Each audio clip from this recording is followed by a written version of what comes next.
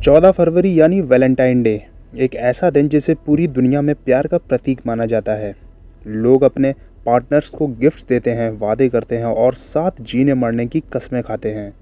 लेकिन साल 2026 के वैलेंटाइन डे पर मुंबई के एक पुलिस स्टेशन से बाहर जो हुआ, उसने प्यार शब्द को ही शर्मसार कर दिया।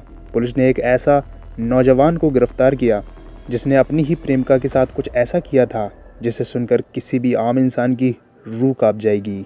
ऊपर से देखने पर यह मामला एक सीधे साधा मर्डर केस जैसा लगता है, लेकिन जैसे जैसे इस कहानी की परतें खुलेंगी आपको समझ आएगा कि यह सिर्फ एक कत्ल नहीं था। इस पूरी दास्तान में सनक थी, अंधविश्वास था, धोखा था और एक ऐसा पत्थर दिल इंसान था जिसके चेहरे पर अपनी ही प्रेमिका की जान लेने के बाद एक कतरा भी अफसोस नहीं था।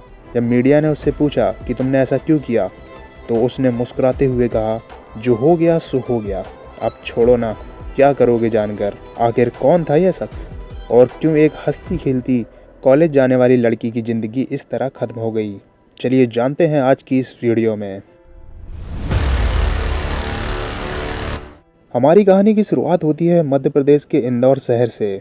यहाँ एक लड़का रहता था जिसका नाम था पीयूष।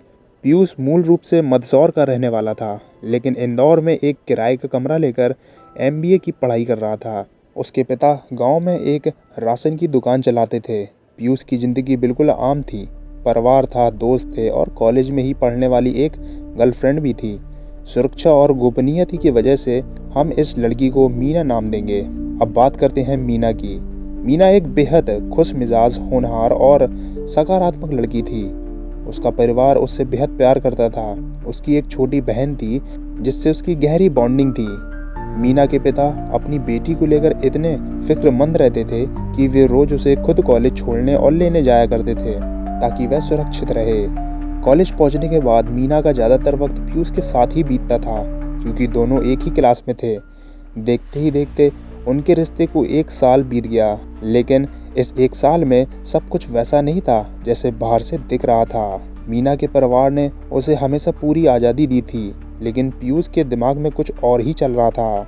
वह बेहद पॉजिटिव, शकी और इनसिक्योर बॉयफ्रेंड था। महज 1 साल के रिलेशनशिप में ही वह शादी के दबाव बनाने लगा था। अगर मीना कॉलेज में किसी दूसरे लड़के के साथ बात भी कर लेती तो पीयूष का गुस्सा 7वें आसमान पर पहुंच जाता था और दोनों के बीच भयानक झगड़े होते थे।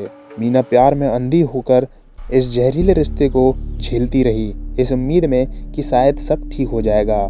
पर उसे क्या पता था कि जिससे वह प्यार करती है वह उसकी ज़िंदगी का सबसे बड़ा दुश्मन बनने वाला है। तारीख थी 10 फरवरी 2026। यह आखिरी दिन था जब मीना के पिता ने उसे जिंदा देखा था। उस सुबह मीना को अपने बर्थ सर्टिफिकेट में कुछ सुधार करवाने के लिए कलेक्टर ऑफिस जाना था। उसके पिता ने उसे हमेशा की तरह ऑफिस के बाहर छोड़ा और चले गए। दोपहर में मीना ने अपनी छोटी बहन को फ़ोन किया और कहा कि वह शाम को पीयूष के साथ अपने एक सहेली के बर्थडे पार्टी में जा रही है और रात के 11 बजे तक घर लौटेगी। परिवार को लगा कि कॉलेज के बच्चे हैं, पार्टी में गए हैं, लेकिन रात के 11 बज गए, 12 बज गए और फिर सुबह हो गई। मीना का कोई अता पता नहीं था। घबराए हुए परिवार ने मीना के दोस्तों को फ़ोन मिलाया, लेकिन किसी को कुछ नहीं पता था। उन्होंने पीयूष को भी फ़ोन करने की कोशिश की, पर उसका मोबाइल भी बंद आ रहा था। परेशान होकर परिवार पंडारीनाथ पुलिस स्टेशन पहुंचा और मीना की गुमशुदगी की रिपोर्ट दर्ज कराई। पुलिस ने छानबीन शुरू की। वे इंदौर के द्वारिकापुरी इलाके में स्थित पीयूष के किराए के कमरे पर पहुंचे, लेकिन वहां बाहर से ताला लटका हुआ था। आसपास के लोगों को भी नहीं पता था कि पीयूष कहाँ है। 3 दिन बीत गए। 13 फरवरी को पीयूष के उसी बंद मकान में रहने वाले दूसरे किराएदारों को उस कमरे से एक बेहद अजीब और भयंकर बदबू आने लगी। उन्होंने तुरंत पुलिस को इत्तला दी। पुलिस आई और जब कमरे का ताला तोड़ा गया तो अंदर का मंजर देख पुलिस वालों के भी होश उड़ गए। वहां फर्श पर एक लड़की की सड़ चुकी लाश पड़ी थी। हालात इतने खराब थे कि चेहरा पहचानना नामुमकिन था। लड़की के हाथ और पैर रस्सियों से बेरहमी से बंधे हुए थे और उसके सीने पर चाकू के गहरे जख्म थे। जब मीना के पिता को पहचान के लिए बुलाया गया तो उन्होंने लाश के पैरों में पहने हुए मोजों, सॉक्स को देखकर रोते हुए अपनी बेटी को पहचाना।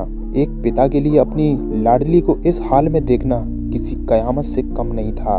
पुलिस ने तुरंत पीयूष को पकड़ने के लिए जाल बिछाया। पीयूष एक पढ़ा लिखा MBA स्टूडेंट था, इसलिए वह बहुत चालाकी से पुलिस को चकमा देने की कोशिश कर रहा था।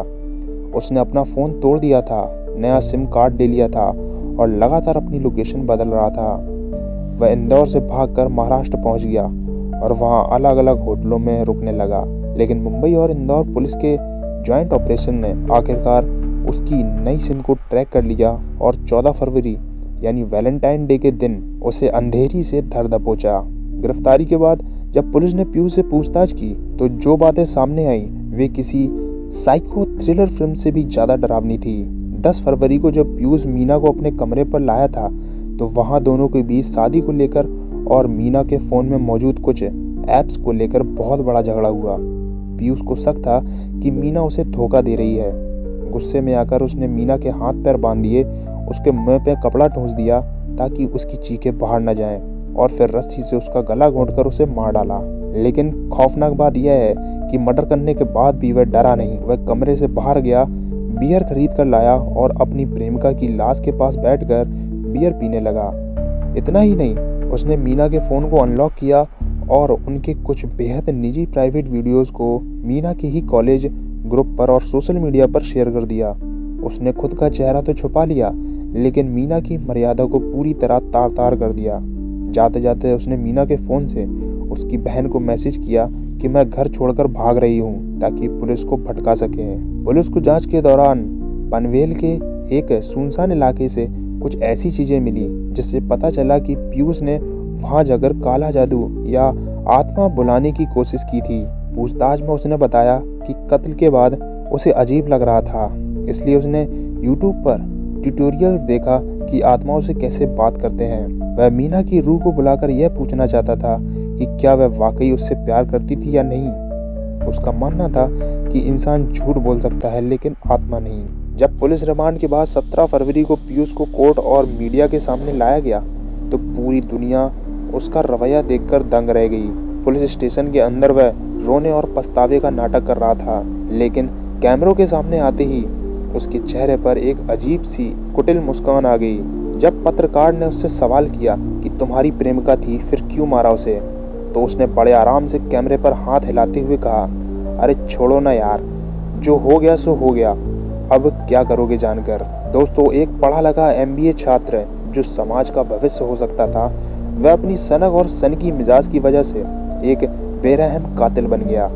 फिलहाल आरोपी पुलिस की गिरफ्त में है और मामले की जांच चल रही है। उम्मीद है कि अदालत इस इंसान को सख्त से सख्त सजा देगी ताकि मीना के परिवार को इंसाफ मिल सके। इस खौफनाक मामले पर आपकी क्या राय है, कमेंट सेक्शन में ज़रूर बताइएगा। वीडियो पसंद आई हो तो इसे लाइक और शेयर करें और ऐसी ही और सच्ची क्राइम कहानियों के लिए चैनल को सब्सक्राइब करना ना भूलें। सुरक्षित रहें, सतर्क रहें। धन्यवाद।